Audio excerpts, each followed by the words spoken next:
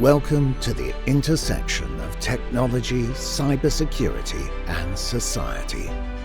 Welcome to ITSP Magazine. Knowledge is power, now more than ever.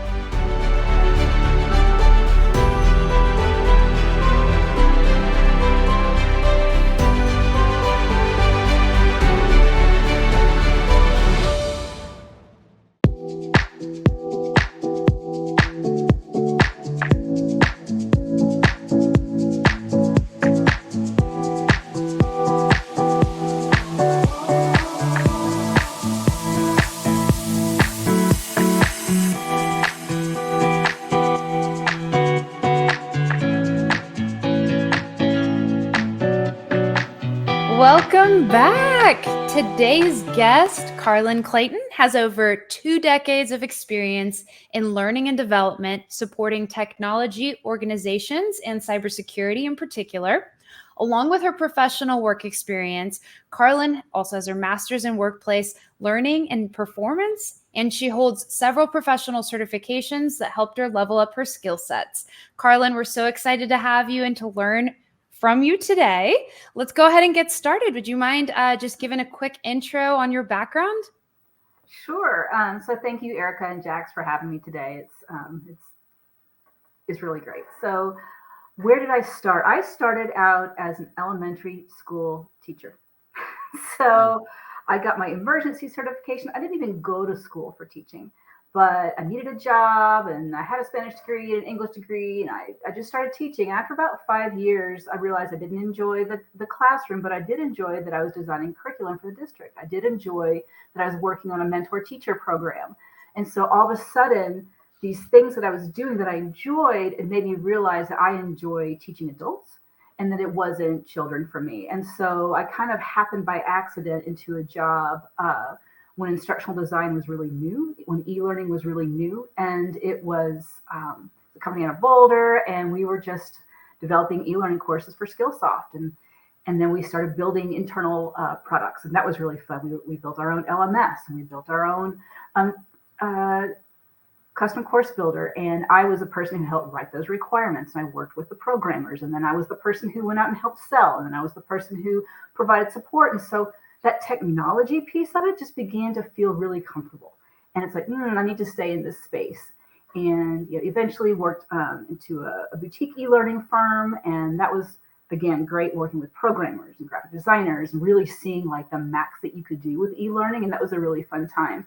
After that, shifted into more of a corporate environment, went to work for a healthcare technology organization, started off in product development, product education, and again was in more of the technical side of it, and then moved into HR, got my master's in HR and organization development, and then so the shift into cyber was really natural because I'm like, I know the tech space, and so yes, were there things I had to learn and learn the certifications? Absolutely, but I had that comfort with technology, and I knew how to speak to technology employees and leaders, and so it all has been very organic. I didn't plan it that way, but it happened very naturally.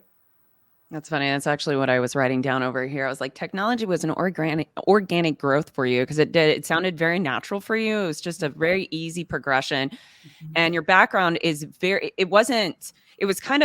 seems like kind of all over the place, but mm-hmm. still within the technology space, being that you started in a schooling in like, what did you say? It was middle school? Was it middle school? Yeah, it was elementary. Yep. Yeah. So you went from elementary, then to healthcare, then to HR. And I like how you said it was kind of just a natural progression for you because you had this really baseline understanding of technology. Mm-hmm. And something we really like to do on this show is to demystify the space that somebody is working in. So it would be really curious, being in this space that you've been in, what are some of the biggest challenges you and your teams have faced in supporting technology organizations, specifically on the learning and the development side of the house? Sure. I think the first thing that has always been a challenge in the technology space is that things change so fast. So, whereas I worked for this one e-learning shop and we were building, submarine sandwich animated programs and spending all this time. It's like you can't spend that kind of time developing these deeply intricate Technology programs because the technology is going to change, or maybe it's about a product, but then the product name changes 6 months later, or then the audience changes. And so, you have to balance what the right amount of effort is to put into the build of a program with what is the shelf life really. So is this going to last 6 months? Is it 12 months, or is it more than that? And then I think the other thing is, we say technology, that's a big bucket, like cyber is a big bucket. Well, there's engineers, there's help desk, there are programmers, there are sales engineers. There's all these different slices of technology. And so you can't just say, well, this is the technology vendor that I really like to use. Is it? Or is it really only meeting the needs of the cloud team? Or is it really only meeting the needs of the software engineers? And so you have to have multiple solutions in place, and sometimes it's hard to keep up with all of that. So a really quick follow-on question before I pass it over to Erika. I was really curious because you said something that kind of just hit me, was how it's constantly changing. And I'm curious, just really quickly, high-level thoughts on, what are your thoughts on, we're in this AI stage right now. AI is really taking over. It's doing a lot of shifting. I see it probably coming into this space of learning and development. Yes. How do you see the impacts of AI within the next 6 months? So AI is going to disrupt L&D. End of story. I think initially it's going to be more simple. And it's going to be, they can just, AI can just crank out a job aid for this kind of thing. And I think just spitting out some basic training, I think initially is going to be where it's headed. I think in the future where it's going to head, it's going to learn internal things. It's going to learn what are people searching for most often? What are people wanting to know? So it is going to learn internal workflows. And so that's traditionally been the L&D space. Well, yeah, sure, you know how to do X, but I know how to do it at this company, and I can help you do it at this company. And so I think that L&D practitioners are really going to have to understand how to leverage AI for the basic stuff, and then understand how to put it into the broader framework of the organization. Well said. Yeah, I think that'll be something to watch, as we continue. Because, everything that you just said, I definitely recall just even during learning framework basics, I get used to something, and then learning, hey, a change is coming and it's going to disrupt the way that you knew how these controls all were laid out, and the way that you tested certain things is no longer applicable, or the technology that you thought that you were testing on-prem is no longer a thing. Mm-hmm. And so just that ever-changing landscape is so hard, I think, to keep up with. So I see that as such a huge challenge, not just for L&D, but for managers and for employees. It's this full cycle issue that we're always trying to get ahead of. So I'm going to ask a question that's kind of like a peek behind the curtains type question. So I see and I hear people in the space that tell me, my organization is just handing out memberships to, different online courses and programs, and that's what they're doing, right? That is their L&D. They're not really investing time into building their own programs. They're just saying, you know what, you're an employee. We've given you this thing. We're paying for it. It's up to you to kind of manage your own program and your learning path. And so my question is really, from an organization perspective, how does one make the decision on where to invest these different types of budgets and time, and how does that all kind of work, Karlin? Is that, just from a budgetary perspective, how do those decisions get made? That's a great question. So it's not easy. Coming up with any budget is not easy. I think where you need to outsource and look at subscription-based services is really technical content. To have an internal L&D team that would know how to, hey, we're going to build a new course on Python. that kind of deep expertise, I think, is not a valuable spend on an L&D side. I think that is much better spent externally. And you can say, well, this team needs this vendor, and these 3 teams need this other vendor, and you can kind of meet those technology needs, I think, by outsourcing. And people need to know what to do.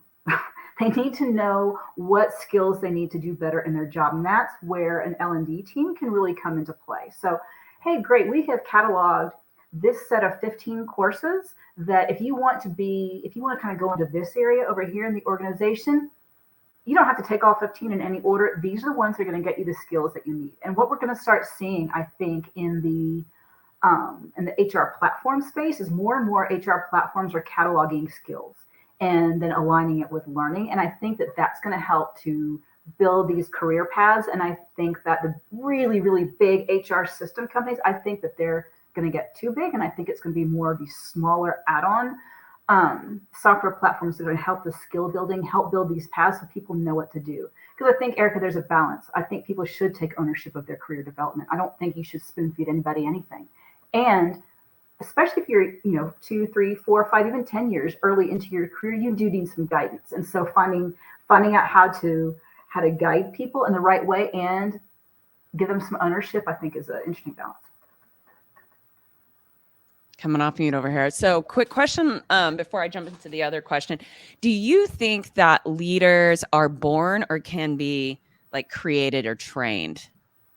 I'm just curious. I've had so many conversations on this topic. I do think that certain people have some natural tendencies. I think certain people naturally are more comfortable in front of a large group, where they are naturally have some tendencies, and everyone has the potential and the opportunity to grow given the right expectations, the right targets, the right support.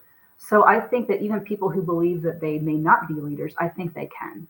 And also, like, what is a leader? Does a leader mean that you are leading an organization at the CEO level, or does it maybe mean you're leading a small team? Does it maybe mean that you are a technology leader in your area, and that maybe you don't have direct reports, but you really are the technology leader there, and people come to you for support and for answers? So I think there are different kind of leaders. And so are leaders born? Are they made? I think there's a little bit of being born, but I think that I would like to say that the make part is the more fun part.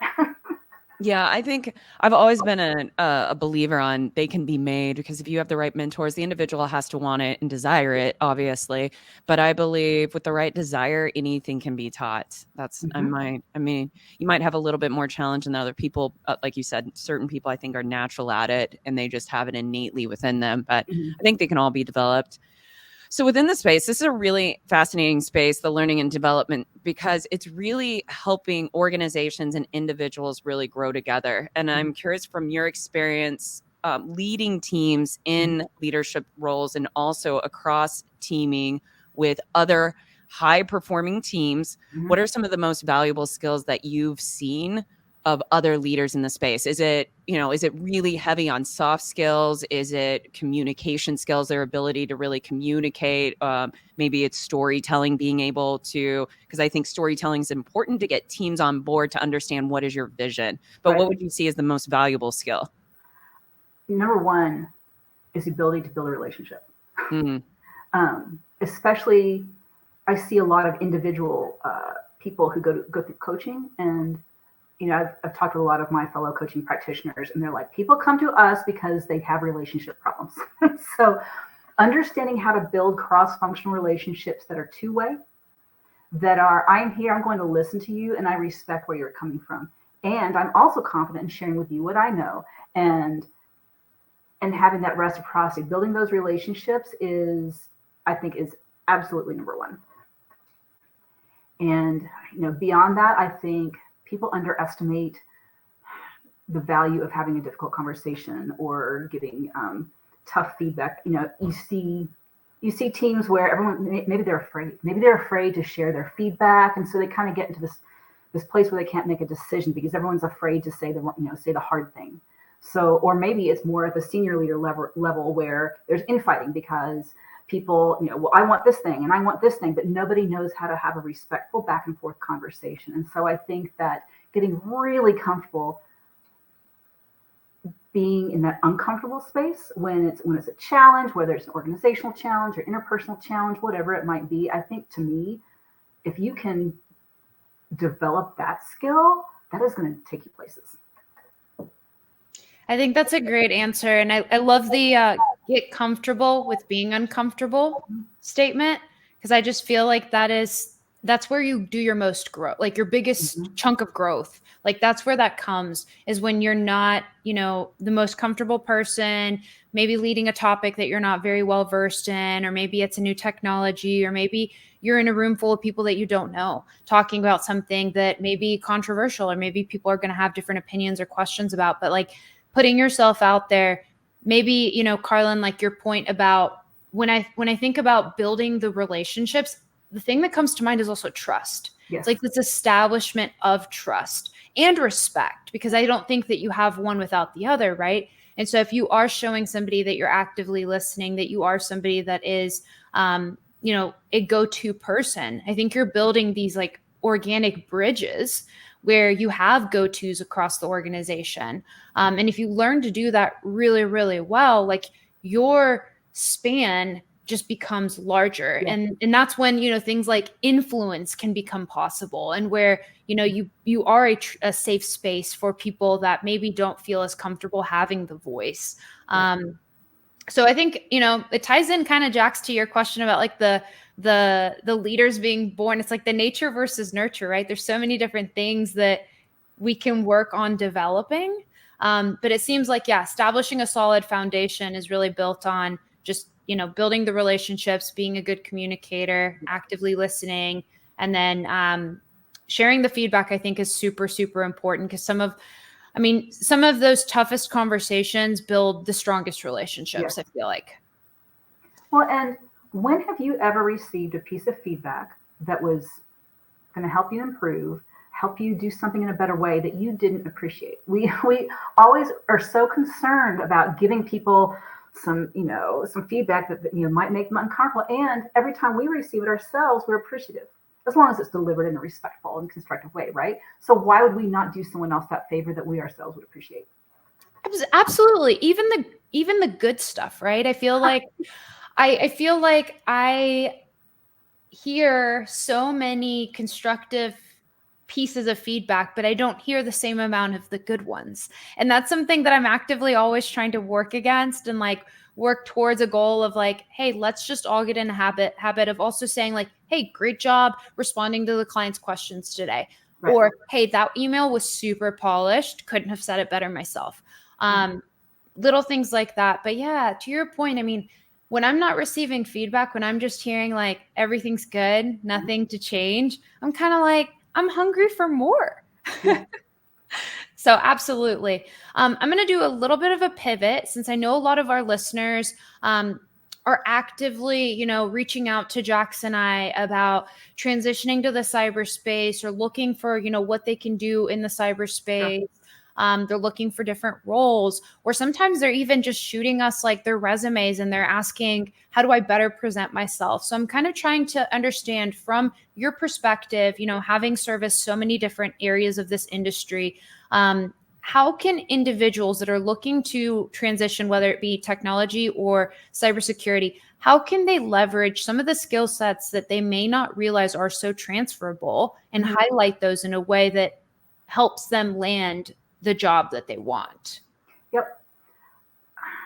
So I guess I'll give you a little example. So I was just coaching an individual, and he's trying to get into cyber, and he went through a boot camp, and he doesn't have a college degree. He's just out of high school, went through this boot camp. He's like, well, what do I do now? He's like, can you just look at my resume? I'm like, I don't even know how to do this. And I went through his resume, and I looked, and he had worked for some retail company, and he had revamped their internal like timekeeping and scheduling system, and helped them through the implementation of some sort of like new way of doing it. And he had been sort of the back end support of it. I said, you have like 3 words about this like show somebody that you really own something on the technology side, because you don't have a lot of skills that you're able to bring to the table right now. You don't have a lot of experience. And so we really beefed up that piece for him. I think that when I talk to people who are looking to get into cyber, the first thing I do is I send them to the Paul Jeremy security certification roadmap site, and I'll send you guys that link. And cyber is so many things, and so I think once you begin to explore like the certifications and the different jobs, you can begin to see what skills you might have, what experience you might have that are transferable that maybe you didn't think about before. because, again, we talked earlier, that big bucket, it's not just cyber, right? There's so many facets. Another great place to do a little bit of research is on the CISA.gov site, and go to the NICE framework. And the NICE framework, again, shows like all these different kinds of ways that you can be involved in cyber. And again, it can relate back to anything that you have done. I hope that's helpful. Yeah, that was amazing. That was really helpful. And I would love if you did share that, because we can definitely, any of our listeners, you'll see it in the show notes. So definitely check that, all of that information that you provided out. Also, on top of that, if somebody's listening to the show and they want to be able to reach out to you and ask you questions, what would be the best way for them to be able to contact you? I am happy to work over LinkedIn. Find me on LinkedIn, shoot me a message. I'm super responsive, and I help a lot of people with their resumes. I help a lot of people just talk through what a transition might look like, or maybe you're a leader and you want to kind of like level up and go up. So I think LinkedIn would be a really great place to start. All right. So it's Karlin Clayton, find her on LinkedIn. And thank you to all of our listeners. And if you're watching us on YouTube, thank you so much. Make sure to hit subscribe wherever you are listening to this show. And we will be airing episodes every other week. So we'll see you in 2 weeks. Thanks again, Karlin. Bye. Thank you. Bye.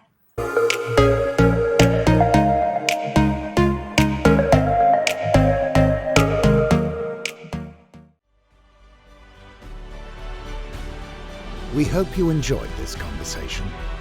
If you learned something new and this story made you think, then share ITSP Magazine with your friends, family, and colleagues.